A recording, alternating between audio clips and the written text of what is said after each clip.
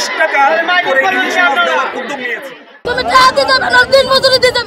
ফরিদপুরের সদরপুরে মাত্র 10 টাকায় ইলিশ দেওয়ার ঘোষণাকে ঘিরে ঘটে গেল চাঞ্চল্যকর ঘটনা। স্থানীয় সম্ভাব্য স্বতন্ত্র এমপি প্রার্থী রায়হান জামিলের এমন ঘোষণায় শত শত মানুষ ভিড় জমান এক স্কুল মাঠে, কিন্তু পর্যাপ্ত মাছ না থাকায় পরিস্থিতি নিয়ন্ত্রণের বাইরে চলে যায়। শেষ পর্যন্ত ক্ষুব্ধ জনতার হাত থেকে প্রাণে বাঁচতে মাপ চেয়ে পালাতে হয় তাকে।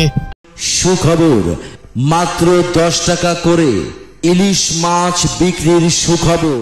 ঘটনাটি ঘটে সদরপুর উপজেলার বিশ্ব জাকের মঞ্জিল সরকারি উচ্চ বিদ্যালয় মাঠে। খবর পেয়ে আশপাশের ইউনিয়ন ও গ্রাম থেকে ভিড় জমান মানুষ। মাঠে তিল ধারণের জায়গা ছিল না, কিন্তু ঘোষণার তুলনায় মাছ অপ্রতুল হওয়ায় হট্টগোল শুরু হয়। এ সময় ভিড় সামলাতে না পেরে রায়হান জামিল গাড়ি নিয়ে স্থান ছাড়ার চেষ্টা করেন, তবে জনতা তার গাড়ি আটকে রাখে। অবশেষে স্থানীয়দের সহায়তায় কোনো রকমে তিনি সেখান থেকে প্রাণে বাঁচেন।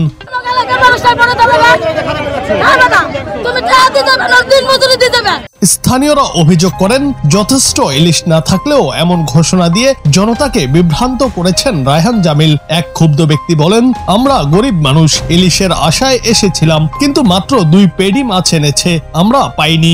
ইলিশে বলছে মাছ দিব বুধবারে 8টার সময় থেকে শুরু করব, মাছ নিতে আইছি। আমরা আইছি, আমরা গরিব মানুষ, আমরা মাছের আশায় আইছি। আমরা মাছের আশায় মাছটা দিল কিনা হেনে পাঠাইলে মাছ নেওয়ার জন্য আইসে এই ঠেলা দেখা খাইয়া মনে করলেন, শুনলাম যে 2 পেডি মাছ আইছে।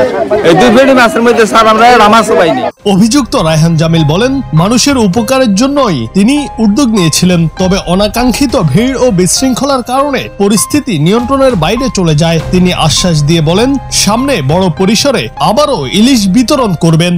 এখানে মানুষ একটু ভুল বোঝাবুঝি হয়েছে, অনেকেই তারা মনে করছে যে এখনো দিবে, কিন্তু আমার শেষ। এই জন্য আমরা সামনে ইনশাল্লাহ আবার আরো বড় পরিসরে দেওয়ার চেষ্টা করবো। সারা উপজেলা মাইকিং মানুষদেরকে দিয়েছে, বুঝছেন। এই বিষয়ে সদরপুর থানার ভারপ্রাপ্ত কর্মকর্তা সুখদেব রায় জানান, আগে থেকেই রায়হান জামিলকে সতর্ক করা হয়েছিল, তবুও তিনি ঘোষণা দেন। বিশৃঙ্খলা সৃষ্টি হলে পুলিশ গিয়ে পরিস্থিতি নিয়ন্ত্রণে আনে। ওনাকে আমি বলেছি, ভাই এটা তো আপনি করতে পারবেন না, এটা করলে কিন্তু সমস্যা হবে, কারণ আপনি যখন মানুষজনকে বলবেন ইলিশ মাছ দেবো, তখন অনেক লোকজন আসবে, ঠিক আছে? বললো যে না আমার লোকজন আছে, আপনি যদি সমস্যা হয় তাহলে আপনি ফোন দিলে 2-1 জন পুলিশ পাঠায়েন। তো উনি ঠিকই ওরকম মাইকিং টাইক করছে, এখন তো সেই পরিমাণ মাছ উনি দিতে পারে নাই। তা উনি যাই চলে গেছে, উনি মোটামুটি সেফ ভাবে আমরা পুলিশ গেছিল, চলে গেছে আর কি।